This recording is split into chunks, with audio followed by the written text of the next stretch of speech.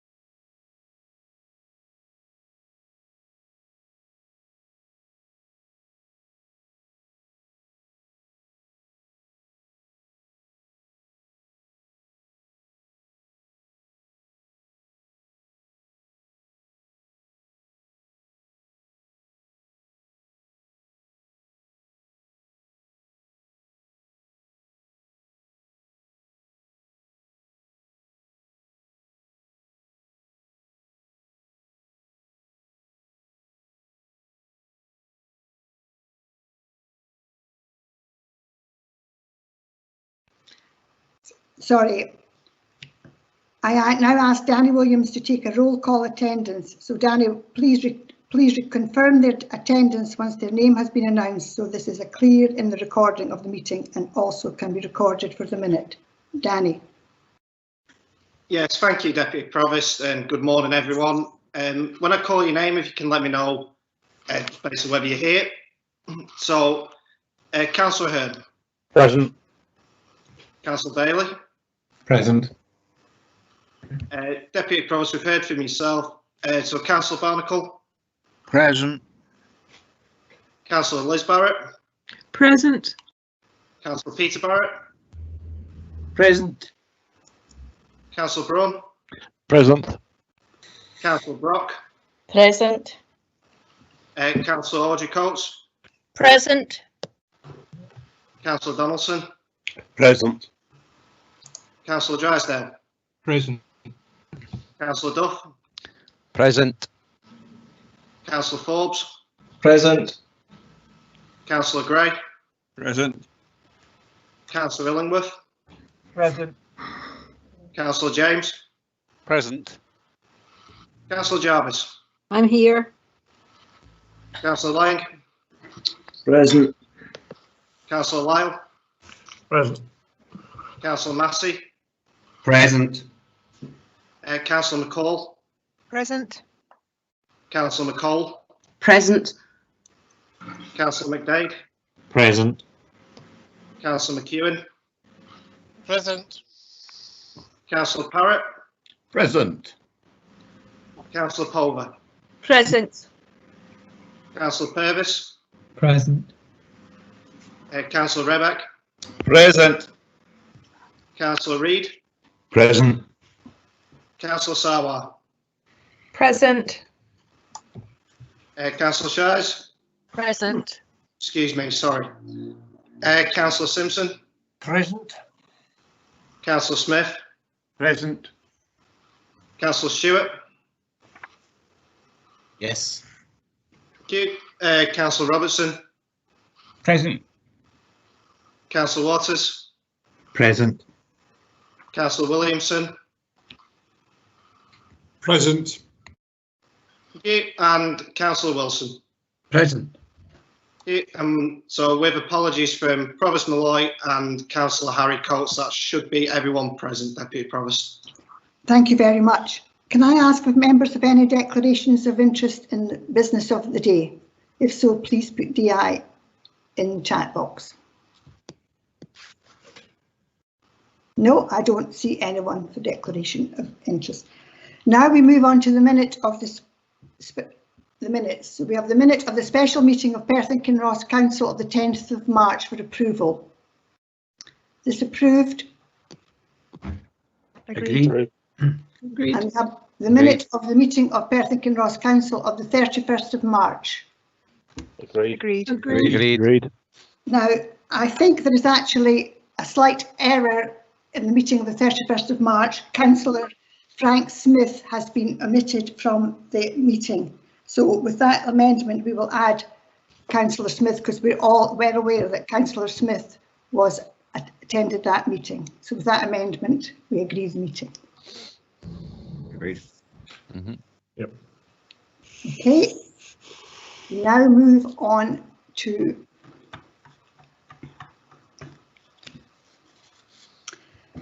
the Equality Outcomes and Mainstream Report. Now I ask Charlene Guild, Head of Innovation, to introduce the report. Charlene.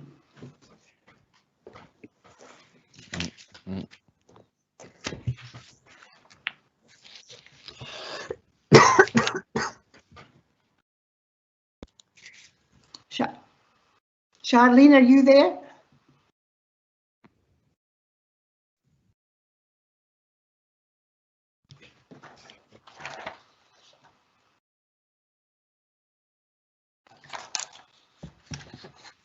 Deputy Provost, we're just looking to see where Charlene is. We'll be with you in a minute, in a second, hopefully. Right, thank you.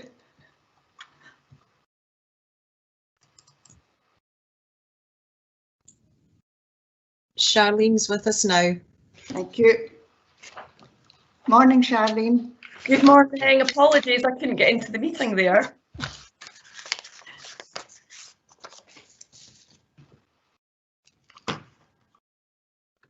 Okay, so it's over to you and your time to introduce the report. Sorry. The paper before Council this morning provides a progress on our equality duties.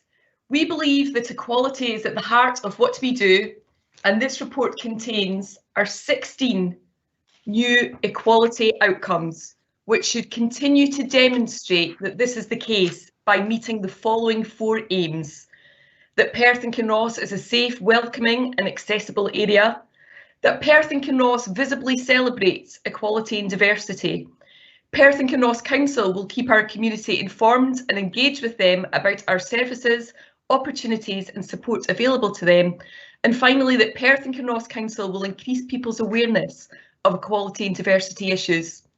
The report also provides an overview of our equalities work as an employer and service provider, demonstrating our commitment to equality of opportunity and how our previous equality outcomes have been achieved during 2019-20. This is the 3rd annual Equalities Performance Report and is now a firmly established part of the performance reporting cycle. During the last year, all of us have experienced challenges we've never faced before.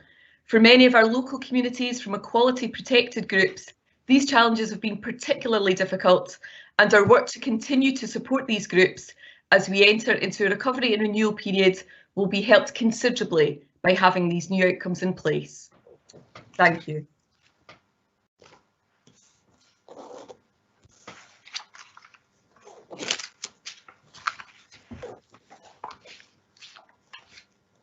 Kathleen, you're on mute. Any questions on the report, please put Q in the chat box, please.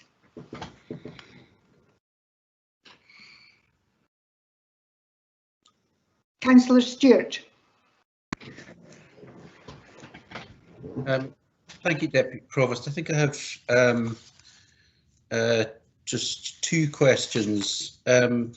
The revised equality outcomes and mainstreaming report, the actual paper before us is 2021 to 2023, but the when you turn to Appendix 2, it says 2021 to 2025. Could we get clarification over the period of validity of it?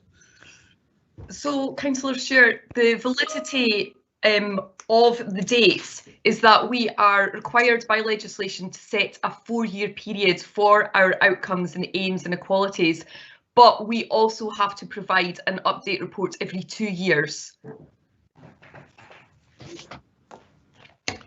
And of course, sorry. No, continue, Charlene. Sorry. No, thank you. We do provide an annual performance report on our equality objectives, but as I say, legislatively, we are bound to do this every 2 years and then review and produce new outcomes every 4 years. Thank you, Charlene. David, do you wish to add something to what Charlene said? No, Charlene's covered it, thank you. Okay, thank you. Councillor Sarwar? Oh, sorry, Colin, Stewart, if you're not finished. sorry, it was just another question. In the current one that we are, in the current period that we're reporting on, in Appendix 1, the 1920 report, I think says that there are 4 outcomes, and the new one says that there are 16. I just wondered whether that sort of substantial leap in the number of outcomes is manageable, whether it provides any whether it presents any operational challenges in the management of that. Thank you. I think David's going to answer that one. Yeah, thanks for that question, Councillor Stewart. Just to clarify, we follow new guidance that was put in place, which we were advised of by the Equality and Human Rights Commission, and the 4 outcomes that we had previously wouldn't have satisfied that guidance. So those 4 outcomes previously are essentially the new aims. So the 16 new outcomes are work that we're already doing or aiming to report on. So it would have been reported. So I don't think it's going to add us any additional work to us. It's all stuff that we know is out there and that we're able to report on. Thank you. Thank you. Thank you. Councillor Sarwar. Thank you, Deputy Provost. I also have 2 questions, if that's okay. My first question is under 1.4 on the report, where it refers to implementing positive action strategies when it's the right thing to do. And I just wondered if there was any examples that could be given of when the council has employed positive action strategies.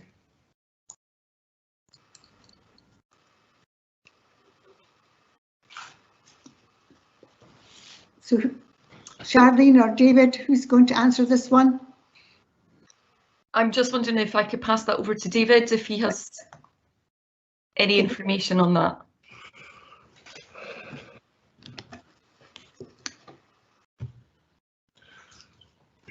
Sorry, yes. A couple of examples, I guess. One would be work that we're doing with HR around the modern apprenticeship scheme.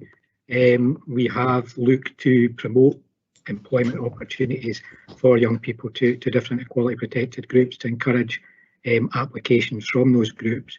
We're also looking at that in terms of work with our staff networks, how we can be seen as an employer of choice among some of the groups that maybe would struggle to go through that process.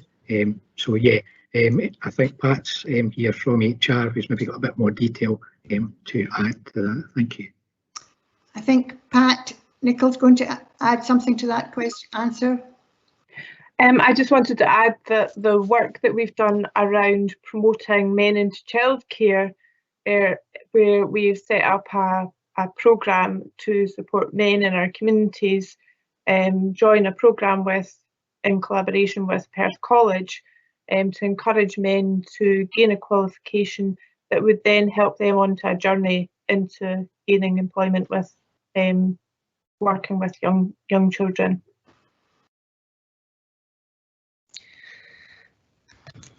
Okay, can I ask my second question? Is that yes, okay? Yes. Thank you, Deputy. So my other question is on outcome 12. And I feel like this really gets to the heart of co-production. I think it's a really good and strong positive outcome. And I just wondered if somebody could tell me a little bit more about how we're going about that. And I've noticed in Appendix 12, there's mention of the Child Poverty Working Group. And I haven't personally, I'm not sure if I've come across that yet. And I'm just wondering how that operates, what that fits under, what's that's reporting to. It'd just be nice to have a bit more information under Outcome 12. Thank you. Thank you. David starts this, Deputy Provost, but Claire Mailer can come in to talk about the Child Poverty Action Group. Claire? Yes, sorry. Yes, there's work going on across. We're trying to make sure that our quality protected groups are included in any discussions on qualities. We feel sometimes that there is some confusion around inequalities and tackling inequalities and promoting equalities. So the groups that are mentioned are just some examples that we hope to tap into and hope to encourage participation from our equality protected groups. I think in terms of child poverty, Claire's got a bit more detail to add to that. Thanks. Thank you. Claire? Yeah, thank you, Provost. Deputy Provost, we have a child poverty action group which was established a couple of years ago in response to the requirement for all local authorities and NHS boards to produce child poverty action reports. So our multidisciplinary group, with a range of representations from the council and a range of council services and indeed partners and NHS, was established a couple of years ago, and council may recall that we brought the first child poverty action report to the Community Planning Partnership and indeed to council in 2019, which contains a range of actions that we are progressing across the partnership and indeed across the council to address and tackle child poverty within the area. We have recently completed the Child Poverty Action Report for 2020, and we will be bringing an updated report to council later on this year, which will give very detailed information in terms of where we sit with child poverty within Perth and Kinross, the challenges that we face and the actions that we are progressing with our partners to address and reduce child poverty. So more information will be coming to council in the forthcoming months. Thank you very much. Councillor Bailey, your question, please. Thank you, Deputy Provost, and thank you as well for this report. And I appreciate it's a good news story, and I appreciate the amount of effort that would have gone into this. However, I am a little concerned that we're receiving this report only a year and 20 days after the period which it covers, and also we're receiving it precisely 6 or maybe 7 days before a statutory deadline. I wonder if we can get a bit of detail on why that period of time elapsed before we're hearing about the equalities outcomes for the period. Thank you. Thank you. Thank you for your question, Councillor Bailey. We generally always publish our equality outcomes at this time of year in line with the legislative requirement to do so. So it is in keeping with other local authorities in terms of the statutory reporting date, and it is around the time of scrutiny by the Equality and Human Rights Commission, so they would be expecting to see our report published for this date. Thank you. Could I have a follow-up, please, Deputy Provost? I wonder in that case, with that being the case, and it seems it is the case, what would we do then if there were recommendations for any significant changes in here? I suppose this time round we're fortunate there aren't recommendations for significant changes. My concern is we'd then be a year late identifying those changes and bringing them to this forum. Thank you for your question. I could see David is desperate to come in there. David? A couple of things, just in answer to your previous question, Councillor Bailey, it's a very good point. I think timing has been an issue this year. There was much later guidance issued by the EHRC because there was discussion going on at a national level about the possibility of the statutory deadline being put back because of COVID, and it was only December when it was confirmed that we were going to go ahead with the existing deadlines, which was required to be published by the 30th of April. So we were much later in starting the process than we would normally be. In addition, the 2019-20 report is also slightly delayed because of everything that went on over the last year in terms of us being able to report that. Ideally, we would be producing our new our 2021 report for you around about June, and I think we would still intend to do that. We will now be able to do that in line with the new outcomes that we're setting today. That will also give us an opportunity to review if they are indeed as robust as we hope they are in terms of reporting, and we'll give members an opportunity to tell us if that's the case when we report on them. So I hope that we would be able to come back to you whenever the council meeting is round about that time to report on our 2021 work and in line with the new outcomes that we're setting today. Great, thank you both. Thank you, Deputy Provost. Thank you. Councillor Parrott. Thank you, Deputy Provost. My question regards the Equality Outcomes Consultation starting on page 47. And while the responses to me seem to be very positive, I'm concerned that the number of responses was relatively low. And I'm wondering if that's a cause of concern, and are there any measures to, if you like, increase responses to this type of consultation in the future? I'm conscious that getting responses sometimes is difficult, but it strikes me that the sample here, if you like, is very small. Thank you. Thank you. I think David's going to answer this one. Yes, again, I think timing was an issue. I think we weren't able to open the consultation for as long a period as we would have liked under normal circumstances. We did, as you'll see from the opening paragraph, try to stretch that consultation as widely as possible amongst the communities, and we were actually relatively pleased that we got 63 responses within a two-week period. So we think it's been as shared as widely as we possibly could within the timescales that we had, but obviously once we roll the new outcomes out, we will still continue to welcome feedback and contributions from those groups that we work with. Thank you. Thank you. Councillor Barnacle. Thanks, Deputy Provost. I'm referring to the 4 outcomes on page 21 of our papers, talking about the provision of a digital inclusion service for housing tenants and complying with Gypsy Traveller minimum site standards. Can I ask if that applies to private sites that we give planning permission for, and also presumably the revised Gypsy Traveller Strategy 2018-21 applies to that as well? If so, could I get a copy of that? So that's a question and a request for a copy of the strategy. Thank you. David, are you answering this one, or Charlene?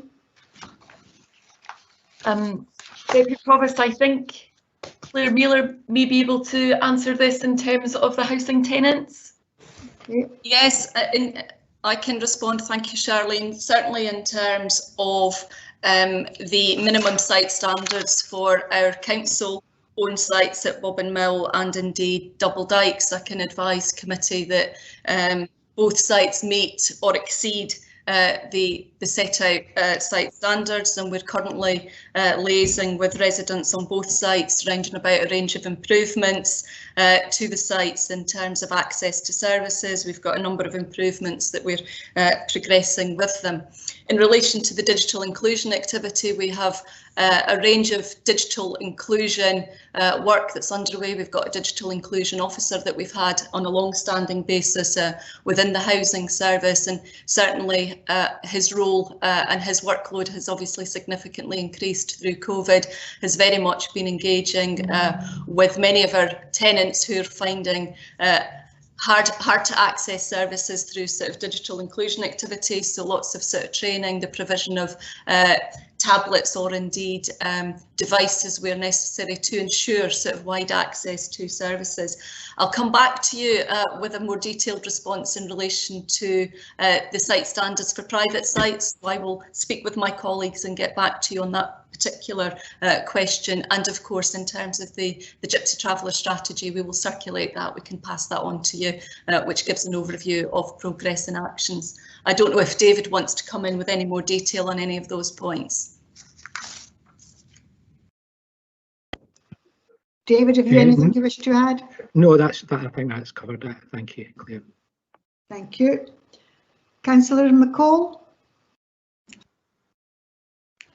Thank you, Deputy Provost. Good morning, everyone.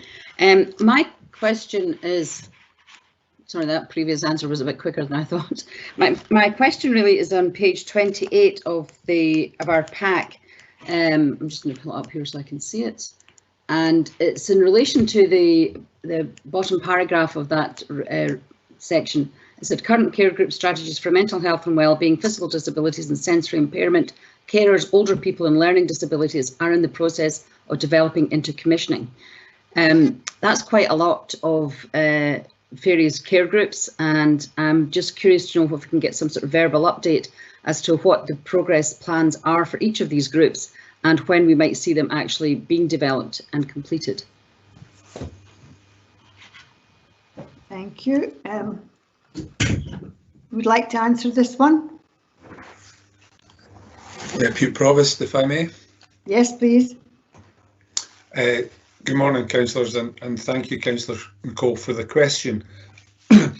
We, within the Health and Social Care Partnership, have already in train a number of these strategy groups that are either delivering on existing strategies or developing further strategies pertaining to the particular care needs of the various groups. One of the actions that the Health and Social Care Partnership is very keen to advance as we begin to see some headspace moving out of our COVID response activity is to reinstate and develop the strategic planning group, which sits below the IGB and is really very much a sounding board for all those strategies. I will be taking a report to this Friday's IGB updating on our progress to reinstate the strategic planning group and to advise on the initiation and progress of the various strategy groups that are referenced in this paper. It really is very much about having had to defer a lot of activity because of COVID. Our focus has been very much in relation to how are we remobilising services and how are we continuing to develop responses that support improved outcomes for people in these various care groups. And now we're at the stage where we can just pause and reflect and bring forward a work plan that will take forward that work over the next 6 to 9 months. Detailed reports will be provided to the IGB, but it should be possible on the back of that to also provide a bit more detail either to full council or to individual councillors should they wish that information. Thank you. That's very comprehensive, and I look forward to. I think it would be a good idea to have the detail coming out, not just in IGB, but to the wider council, either service committees or wherever. I think that'd be really helpful. Provost, I have a supplementary question that's kind of related to this, if I may. Yes, you may. Thank you very much. My question really is about access to employability. One of the biggest barriers to equality of services is how various protected groups in particular can access employment, and I'm curious to know what steps we've been taken within the council to make the access to employment, or to improve the access to employment to citizens within the various protected characteristic groups.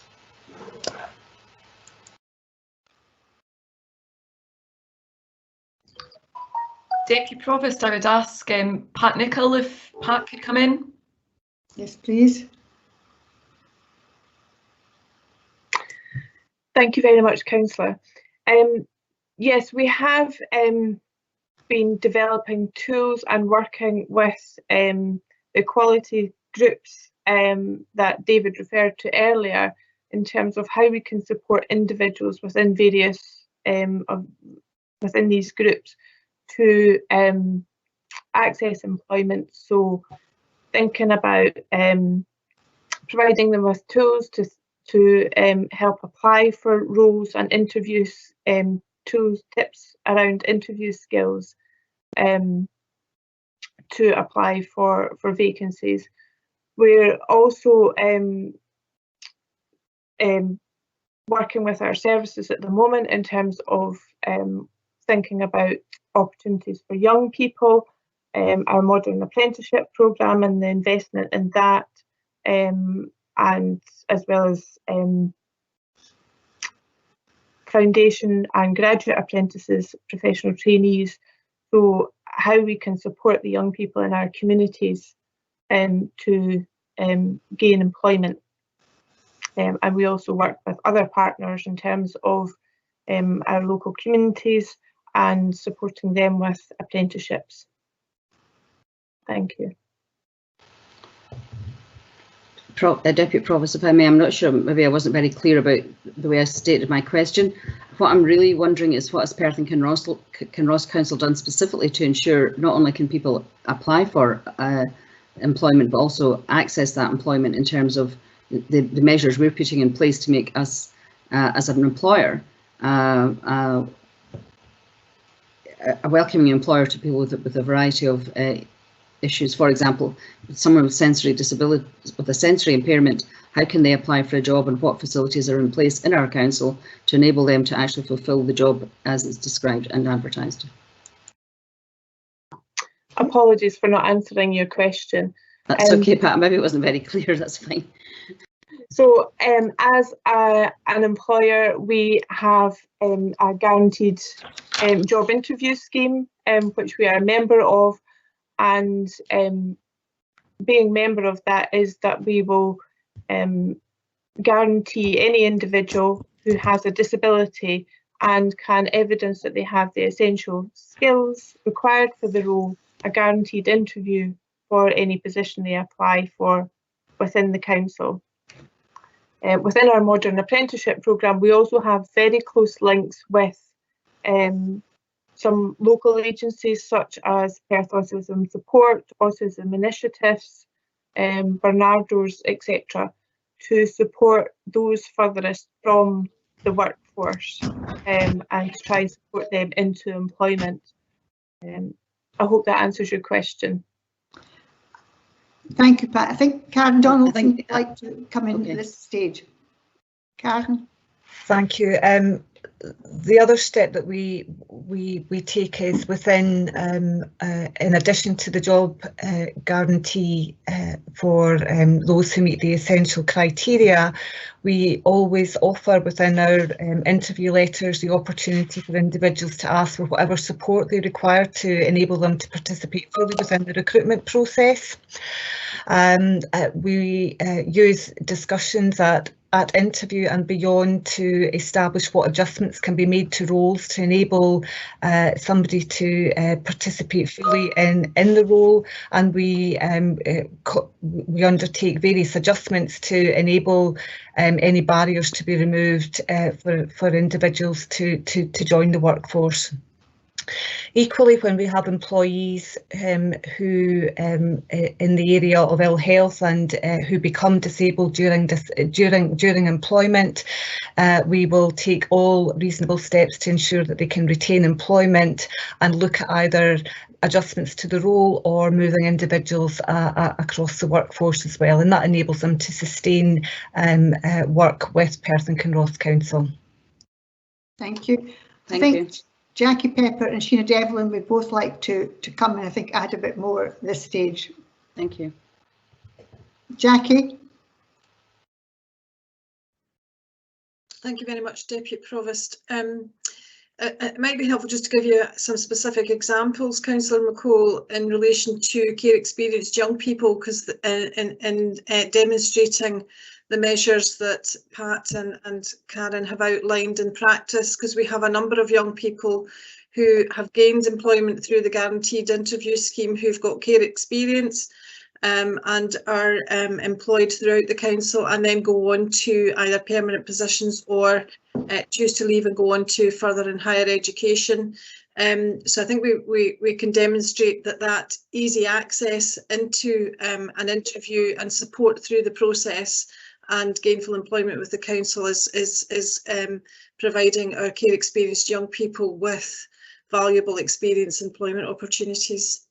And indeed, I think we've got a new post about to be appointed, which is a digital participation modern apprenticeship within services for young people, and that will be really instrumental in engaging in our contact through social media with young people across the council. So it's that kind of initiative that in practice is probably gives a bit more detail and flavour to these measures actually in practice. Thanks. Thank you. Sheena, would you like to add something more, please? Thank you very much, Deputy Provost, and my intention was just to give a bit more colour and flavour as well. Councillor McCall, in relation to some of the work that we do to actively and positively support a range of people into employment or indeed into training.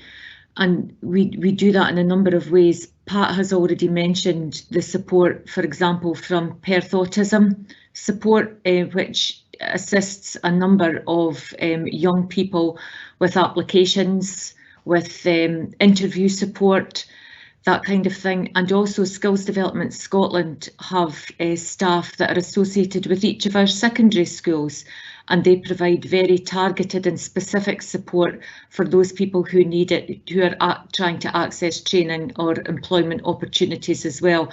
And that's over and above the kind of examples that Jackie has given. So there are a range and means of different ways that we do that. And we're also always looking for feedback on other ways that we can continue to support a range of people with other protected characteristics into employment or training as well. Thank you. Thank you.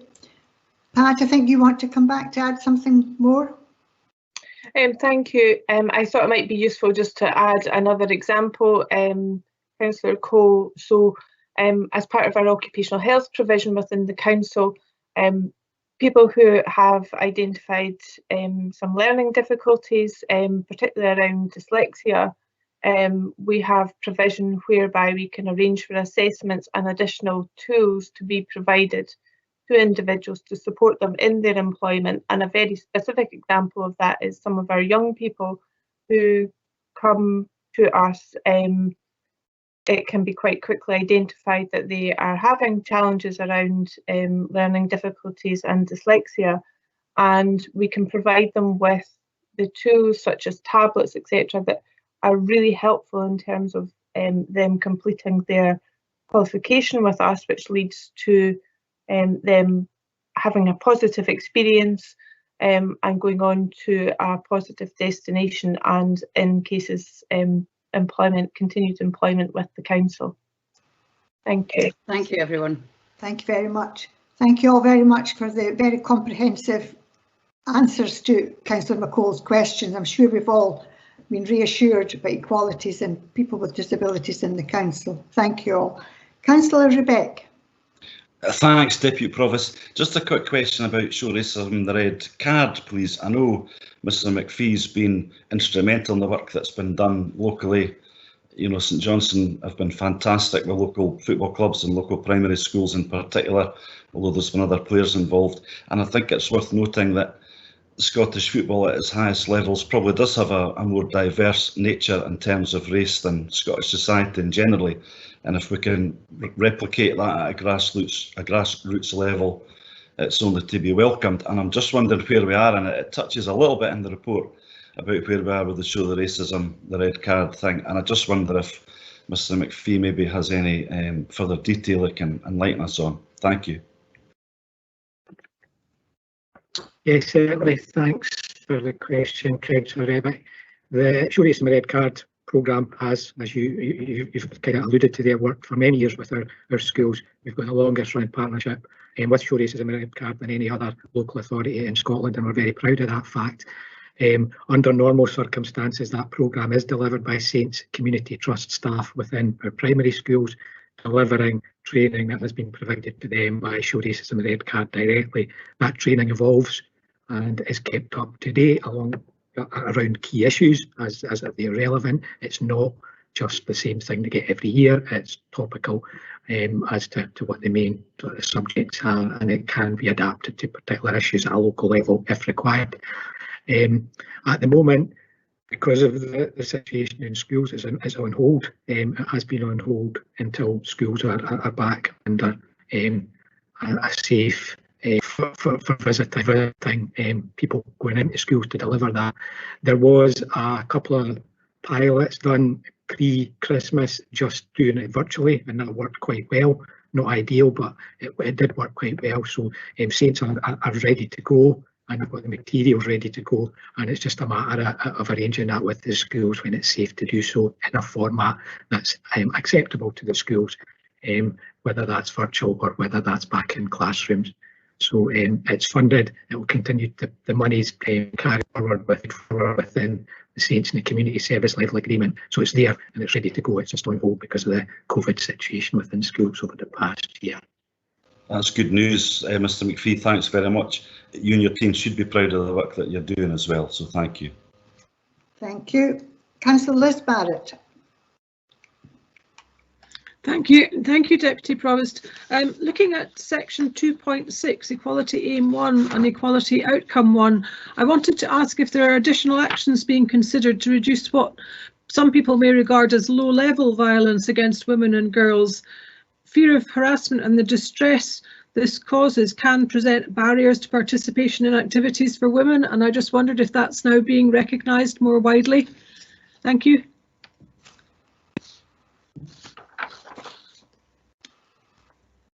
Who would like to take that question? Claire, I wonder if you want to come in to start with, or Pat wants to answer as well.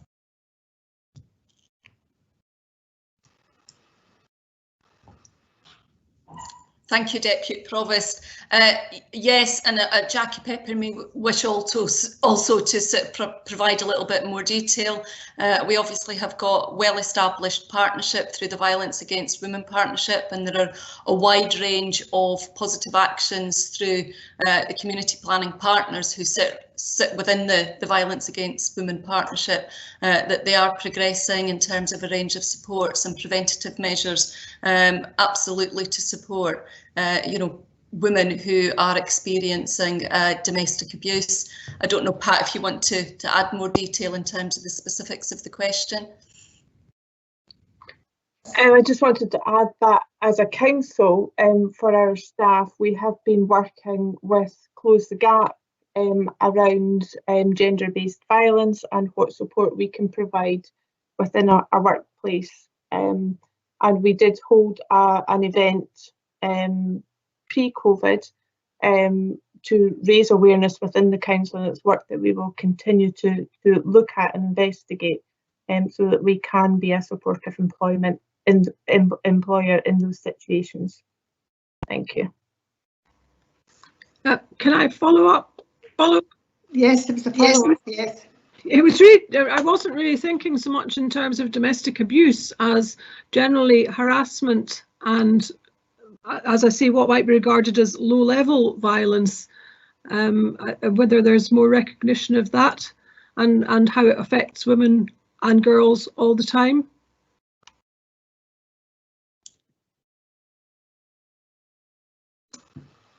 Who would like to answer this one? I wonder if Jackie would like to.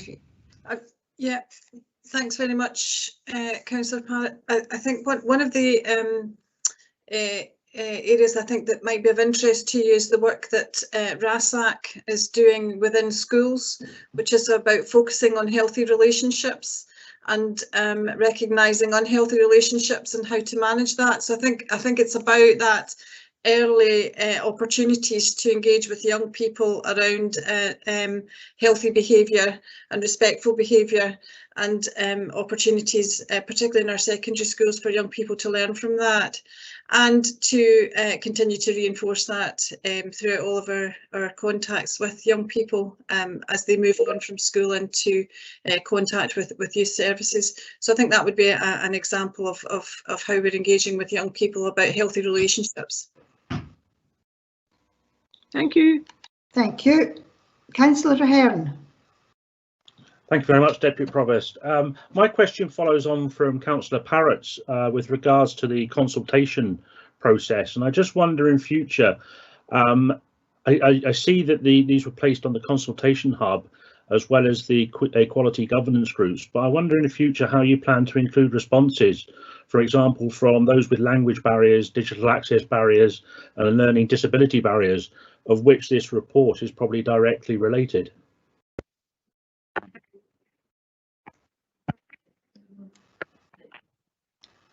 Sorry, I'm happy to answer that. Yes, David. Councillor Ahern, thank you very much for the question.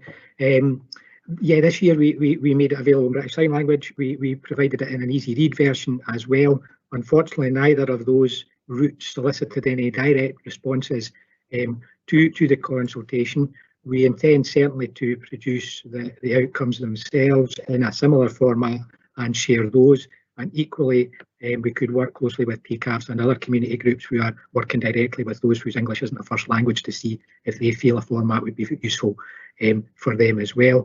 We're having ongoing engagement conversations with these equality groups around the Perth and Kinross offer. A member of my team has just completed work during the first series of those conversations. So it's an ongoing process, and we will hopefully now be able to feed into that, that we've got new outcomes that we can report on. I think the conversations that we've mentioned, that I just mentioned, are actually now a specific outcome, number 11, that we hope to therefore be able to evidence going forward as well. So thank you. Thank you. Thank you. And final question from Councillor Gray. Thank you, Deputy Provost. I'm looking at paragraph 2.5, the first two bullet points there. Perth and Kinross a safe, welcoming and accessible area. Perth and Kinross visibly celebrates equality and diversity. And I'm thinking on a trend in planning and development management just now, and that is the removing of the affordable housing elements from some developments, and actually instead accepting a commuted sum and the affordable housing being placed elsewhere. Now, surely this is not exactly equality and diversity. I think recently of one in Ayleth where a considerable number of houses being built and the affordable element were taken from the site and put elsewhere. Surely housing or planning must have thoughts against this rather than allowing this to be an increasing development. Another one is that it was certainly part of the policy some years ago that affordable housing would be integrated within developments rather than stuck on the side of them. Well, the trend for sticking on the side of them is very prevalent now, and I would like some comments from both housing and planning on this, if you could have it, please. Claire Mailer will answer this one. Thank you, Deputy Provost. I'm not sure if there are any of our planning colleagues here this morning, so we might get back to you with a little bit more detail in terms of from planning colleagues, but certainly in terms of the affordable housing elements, as you will be aware, the council and the housing team through the new build programme and affordable housing are doing exceptionally well. We are, leading the way sort of nationally in terms of responding to homelessness. We certainly have managed to meet homelessness priorities right the way through COVID and indeed prior to that. We are sitting probably now with the fewest number of applicants on our overall waiting list than we've had for a good number of years. And when we sat significantly with, I think, over 5,000 applicants on our housing waiting list for a good number of years. And through a wide range of measures, we are meeting the affordable housing needs of our communities throughout Perth and Kinross. Very often there might be a mismatch where there is a development, a new build development, and indeed the demand for affordable housing. So very much we need to look at the demand-led approach, and we're looking at a wide range of different measures. So it isn't just through the new build programme, as you're aware, through our Common Housing Register, and indeed our allocations policy, our buyback scheme. We have a range of measures that we will, target and ensure the provision of affordable housing throughout the area. With regards to your specific point in terms of mixed tenure developments, I absolutely agree with you in that respect. It is a real focus for us through our local housing strategy, not just to have mixed tenures and sustainable communities throughout the area, also to ensure that we've got a mix of provisions in terms of size and type of accommodation that is available to meet the widest needs of all of our communities. And I think we've got some very good examples of that. Blackthorn Place in Blairgowrie, for example, is a good example where we've got mixed tenure, we've got local authority housing, we have got registered social landlord housing within that development, and we've also got shared ownership. So that absolutely is a strategic priority for us as we are going forward, and will continue to be on an ongoing basis. Yes, thank you. I accept these points from the housing side of things, but from the planning perspective, and perhaps that's the disappointment here, there's no one here to actually answer that question, but it needs to be raised, the initial point I made, at a planning MOG, and I would hope that housing will be available to attend that one. Thank you. Could I also just add to that, Councillor Gray, that we hope to have the affordable housing MOGs reinstated sort of relatively quickly. I'm not sure if we've got a date within the diary yet, so this will be an issue that we will pick up with colleagues through the Affordable Housing Member Officer Working Group as well. Thank you. Thank you very much. I see no further requests for questions. I'd like to thank you all very much for all your questions, and for officers for answering them so well. I'd now like to invite Councillor Lyle to move the report, please. Councillor Lyle. Thank you very much, Deputy Provost. This report provides members with the Council's revised statutory equality outcomes and accompanying mainstreaming report, which, along with other public authorities, we are required to publish by the 30th of April 2021. The Council is committed to equality of opportunity, both as a service provider and as an employer.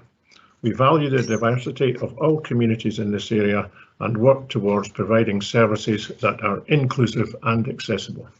This report also includes our third annual Equalities Performance Report, highlighting the range of work undertaken across the Council, both directly and in partnership, to meet our statutory equality outcomes during 1920. The report provides firm evidence of our continued commitment to making Perth and Kinross an accessible, inclusive, safe and welcoming place, as well as providing evidence to our commitment to fulfilling our equality obligations as an employer. I would particularly like to thank colleagues, and in particular Councillor Barrett, for his visible continued work in this area, and I'm happy to move the report. Thank you very much. Can I invite Councillor Peter Barrett to second the report, please?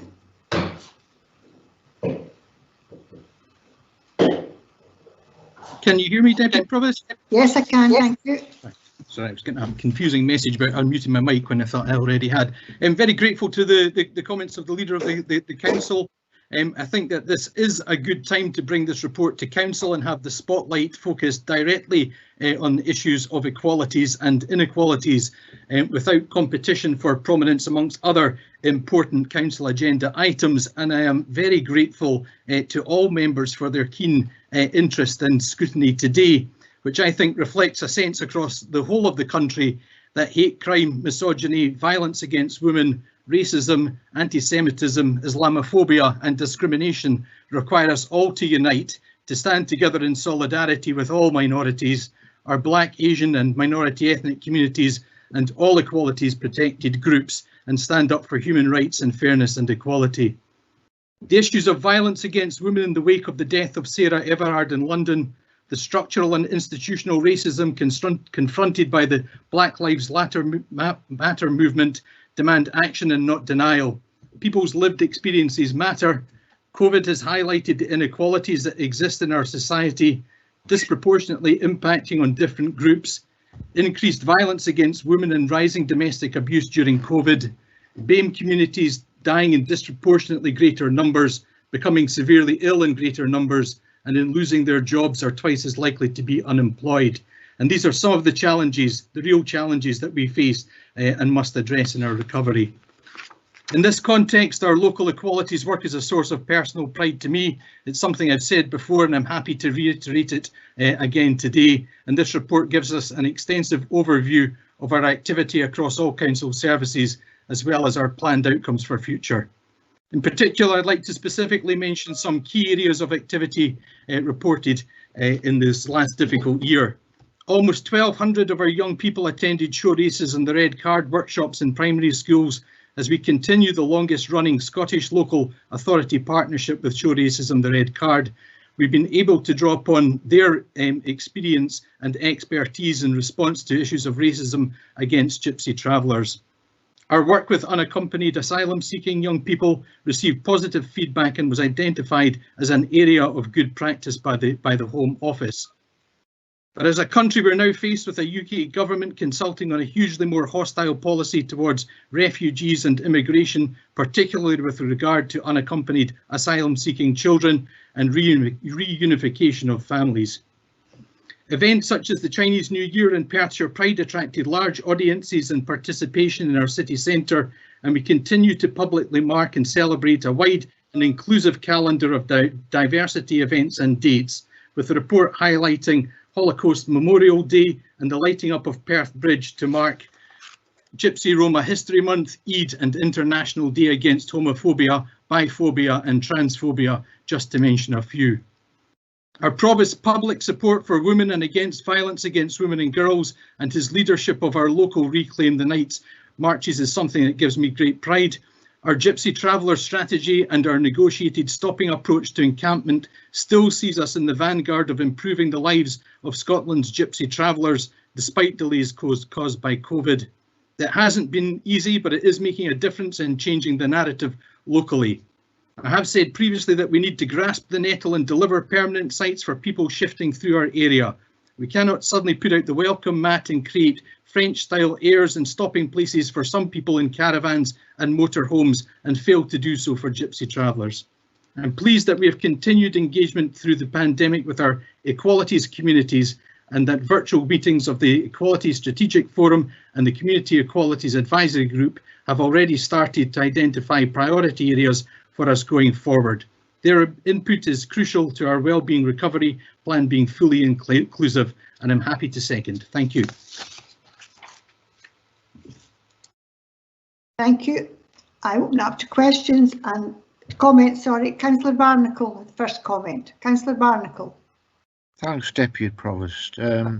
It's really just coming in support of the question that Councillor Gray asked in relation to affordable housing, because my impression is that there is demand for affordable housing in the rural areas, and it's not being met by the practice of the Development Management Committee of accepting these commuted sums, and housing saying there's no demand, which clearly there is from my talk with residents. So I'm very pleased that we're going to get this affordable housing MOG up and running, and it needs to be linked to the planning MOG as well to see how we can change that emphasis and actually deliver what our policy is. So that's my comment in support of Councillor Gray. Thank you. Thank you very much. Councillor Sarwar. Thank you, Deputy Provost. I just want to start by saying that I really welcome this very positive report, and I wish to thank council officers and colleagues for the work that has gone into it, and as we heard in the introduction there, the very vast amount of projects that are going on behind this report. I note that the improvement to 16 specific outcomes, and I think that's a really, really good and significant improvement. And even in just reading the contrasting reports, it's much easier to be able to get a quantifiable idea of what's going on and what we're actually doing on the ground. So I really welcome that change. I also just want to make note of some of the things that are in the report: the diversity calendar, the pride marches, and the bridge lighting, the protection for our gypsy traveller groups, and of course we can go on and on.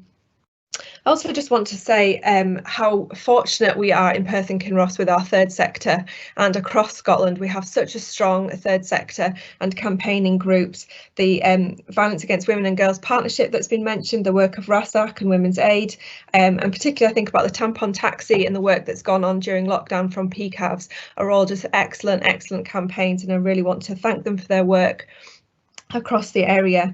I also think about the Thai campaign and the decolonising education campaign that we've seen recently across Scotland, and I look forward to future reports that have integrated this work into our education and young people services.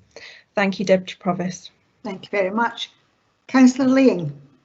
Thank you, Deputy Provost. Again, in support of Councillor Gray and Councillor Barnacle, and it's just it's a failing I think we have at full council.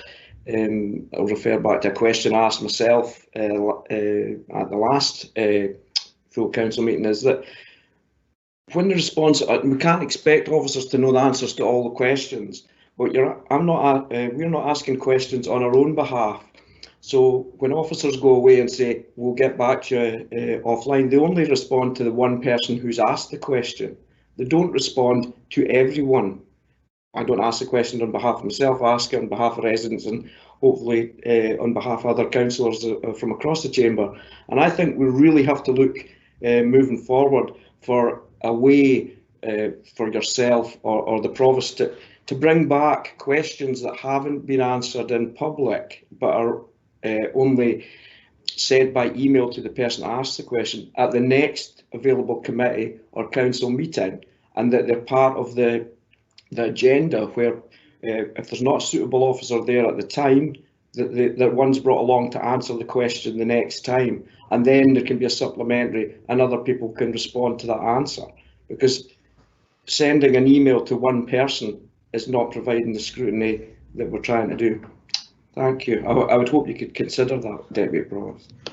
Comments noted. Councillor Rebecca. Thanks again, Deputy Provost. Just a quick comment about Pupil Equity Fund.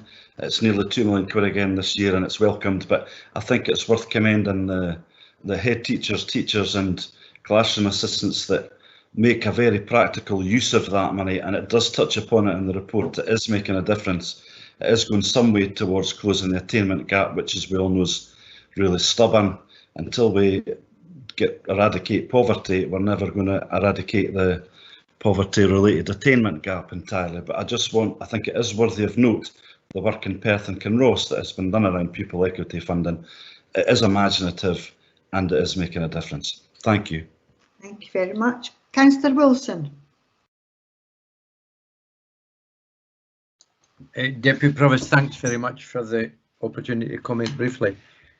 And I want to compliment the work of David McPhee and his team on an ongoing basis to provide such an excellent comprehensive report. Deputy Provost, none of this is easy. It needs effort, it needs work, it needs time, and it needs application. And the role of the council is much more than approving or questioning a report that comes to council. It's what we do in our deeds, our actions, and our words. Prejudice exists in our society, and we probably encounter some of it nearly every day.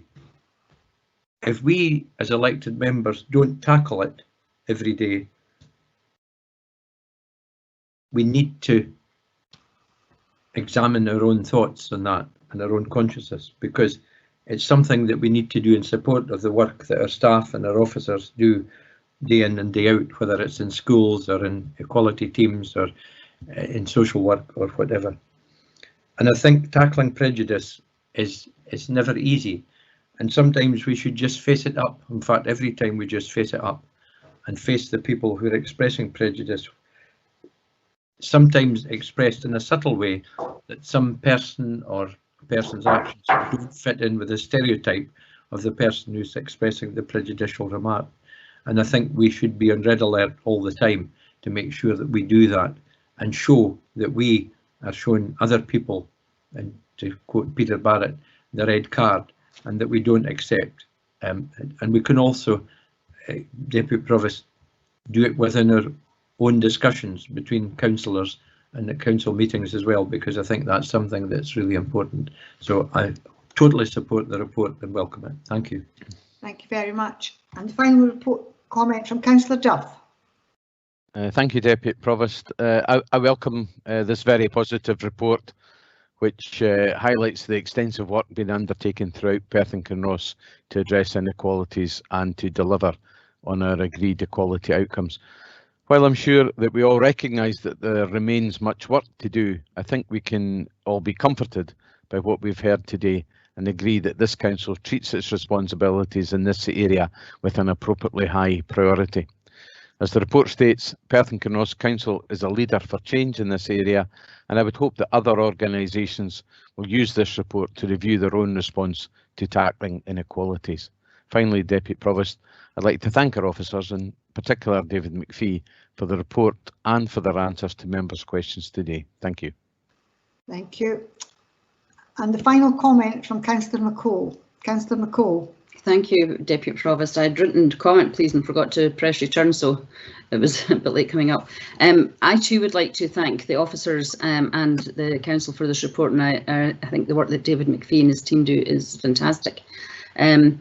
However, the one area where I think there is still a lot of work to be done, not just by this council but by others throughout the whole of Perth and Kinross, is about secure and meaningful employment for people with a range of disabilities, with learning disabilities, sensory impairments and physical disabilities. And I think that while it's not in detail here, I think some of the good work that has been done by officers in the council and the examples that were provided to me in my answer today, give me some reassurance and some comfort that the access to employment is more challenging for certain groups of our society. I think it would be helpful to perhaps consider how we measure ourselves more robustly as a council, and perhaps look and see what does our workforce, is it as diverse as the general population, and does it reflect the population in terms of its diversity? And perhaps that's something that could be taken on board for the future and perhaps reported back to this council in due course. Thank you. Thank you very much. I too would like to commend this report. So lots of good positive comments in the report and positive comments from all the councillors, and I too would like to thank officers for their work. So we're happy to agree this report. Agree. Okay, Agreed. We now move on to the timetable of committee meetings for July to December 2021, and I will invite Karen Donaldson to speak to this report. Or comment. Councillor, sorry, Karen. Thank you very much, Deputy Provost. Just a brief update for you, councillors, this morning. We have been developing the proposals for the committee calendar for the period August through to the end of the year. Committee services will be sending that to group leaders over the next few days so that you can consider the suitability of the programme of dates. And we will take on board your comments and bring that forward to the next council meeting for approval. Apologies that we haven't been able to conclude that since the last meeting 3 weeks ago, but we have had recess and a number of periods of leave, so we'll get that to you and take on board your comments to ensure that the dates are suitable for all. Thank you. Councillor Lane, you have a question? Yeah, thanks, Karen. It's sort of related to the committee meeting start. I was just wondering if we could have an update of when elected members will be able to access to High Street again. with the change in the meeting regulations and coming from governments. So and I know that there's repair work being done, but I believe that the 4th floor seems to be pretty well untouched. So I was wondering if anybody could give us an update of when we can actually get access back to our offices, please. Councillor Lang, there is a team looking at remobilisation of offices in line with the government guidelines as they're announced. At this point in time, we don't have a date for access to High Street as yet. There are, while one floor may be untouched, there are other parts of the building that are not yet accessible, but I will ensure that we can bring updates to the leaders' meetings once some more detailed information is available. I'm expecting an update from the head of property on the programme of works within 2 High Street over the next week, and I will ensure that that comes to leaders for then cascading to other elected members thereafter. Thank you. Thank you. Councillor McDade. Thank you, Deputy Provost, and thank you to the Chief Operating Officer for her update, and I appreciate that approach that she has outlined. I have 2 questions, however, just on this subject. Can we get reassurance that, except for committees where there's a previous agreement, such as licensing and LRB, that significant council committees will be scheduled on Wednesdays or Mondays, and that we will consider the pre-approved dates of other bodies that officers of the council support and that members of the council are on, such as the IJB, which is approving dates for the remainder of this year later on this week. So that's question 1. Councillor McDade, that's exactly what we've been trying to do, is to make sure that we can fit the dates into a Monday or a Wednesday. I think there are some other committees that have in the past been able to operate on other days of the week. However, we are doing everything we can to ensure that we are mindful of other commitments such as IJB, etc. So, and you will have the opportunity, just in case we do miss something, to provide that feedback before we bring the proposed dates to Council for approval. So that's why we're taking the time to do the consultation, to avoid any conflict and ensure that we can maximise participation of all elected members in whichever forum they are a member. That's really helpful. Thank you very much, Chief Operating Officer, and I really do appreciate the approach you're taking on this occasion. My other question, and this is perhaps more for the Deputy Provost, in the absence of the Provost, is that, and this is a request that's been made multiple times by many elected members, myself included, which is, can we have more full councils scheduled throughout the year to reduce the length of the full councils and to accommodate debate better. Today has been very well managed and well chaired by yourself, Deputy Provost, and a free-flowing debate has occurred. However, one item has taken us now over 1 hour basically, and that I think is probably a realistic timing factor. The previous full council had a very long agenda and had a very short time allocated to it, and I think it would just be helpful if we can perhaps spread business across the year a bit more and have some extra full councils popped in there. If we don't require them at the time, we can take them out, but it would be better to schedule those in advance, and therefore we can use them if required to spread out the business across the year, as opposed to having these peaks and trough moments. Thank you very much, Councillor McDade, for your question, and I will make a few comments. I'm not saying I'm giving you a full answer, but you know we have recess, and there are still only so many Wednesdays in a year that we can have meetings. If we want all meetings on a Wednesday, and if council meetings are too close together, there will be no time for officers to prepare reports. So I think we need to try, and sometimes reports need to be done at a certain time, as we know. So comments noted, and it's sometimes unfortunate meetings sometimes are a bit longer than others, but I note your comments and maybe it can be adjusted. Thank you. Okay, thank you, Deputy Provost. Thank you. So you'll all get the opportunity to look at the proposed timetable, and that's when you make the comments. It would be helpful if they're done so that before it comes to the meeting and we start saying we weren't sure when a meeting was. So thank you for that. Right, the last item on today's agenda is the appointment to committees and outside bodies. So we're asked to agree the proposed changes that you have in the committee report, and there are some further changes that I would like to add on. So it's Councillor Smith to replace Councillor Audrey Coates on Teesside contracts, Councillor Barnacle to replace Councillor Stewart on the Environment and Infrastructure Committee, and Councillor Brock to replace Councillor Barnacle on Planning and Development, and Councillor Barnacle to replace Councillor Purvis on Planning and Development. We see we've got a question from Councillor Parrott. Councillor Parrott. Thank you very much, Deputy Provost. It's probably just my ignorance, but I'd be grateful if somebody could explain very briefly what the Alexander Hay McLagan Trust is. I have not previously been aware of it. Yes, it's a trust that really it's for Majesty area, and it applies to Majesty School, and it has to be a councillor from Amundsen Earn who sits on that trust. And Councillor Henry Anderson had that post before I became a councillor. He must have got it in 2012 and he continued with it. So it has to be one of the 3 Amundsen Earn councillors that sit on that trust. Thank you very much for enlightening me. Thank you. Councillor Rebecca.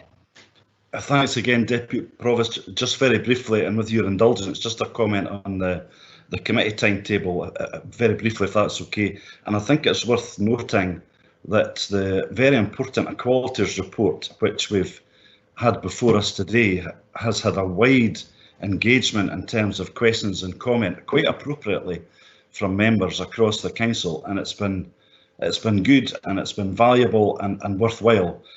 I've been at full councils where this equalities report has been tacked on at the end of a very long day, and it does not get the appropriate engagement that we've had this morning. And I think that is worth noting when we're trying to work out how many full councils we have. I tend to agree with Councillor McDade, quite frankly. Thank you.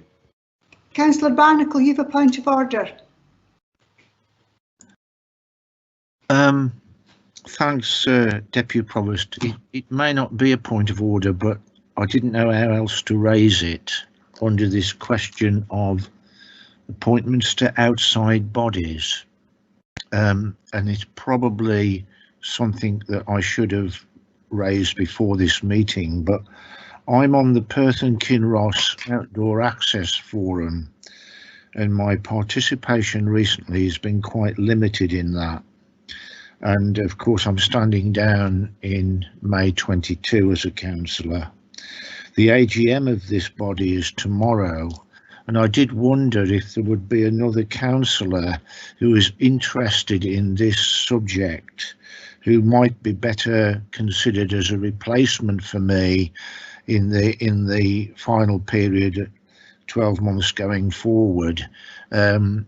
Whether it's opposition or administration, I'm not quite sure, but I'm just flagging that up as something that members may wish to consider, so I can report to Dave Stubbs before the AGM that I've indicated that I would seek to be replaced on that body.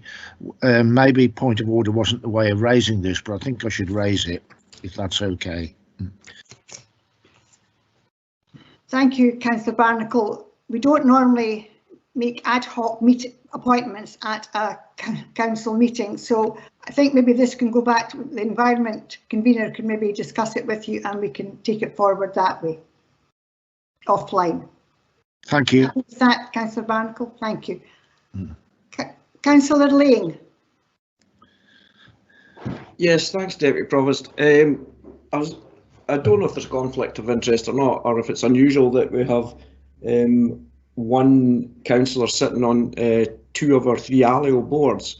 It's maybe perfectly normal and there's not a conflict, but I'd just like to ask the question, especially if the 2 ALIOs mentioned, there's still a report to come about the possible the way forward for these 2 ALIOs, maybe even merging. So I was just wondering if it was reasonable that one councillor was on both boards. Thanks.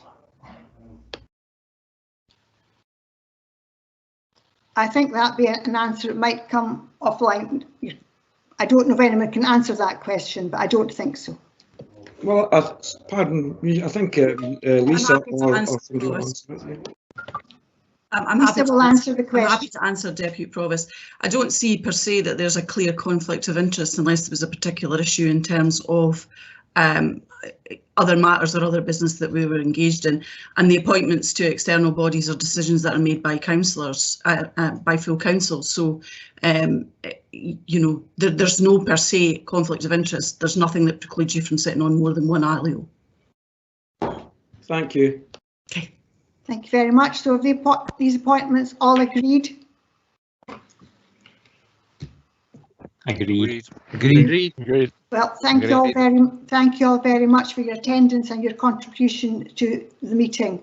The next council meeting is scheduled for the end of June, and that will be us back to the normal cycle, the one before the summer recess. So thank you all very much. Enjoy the rest of your day.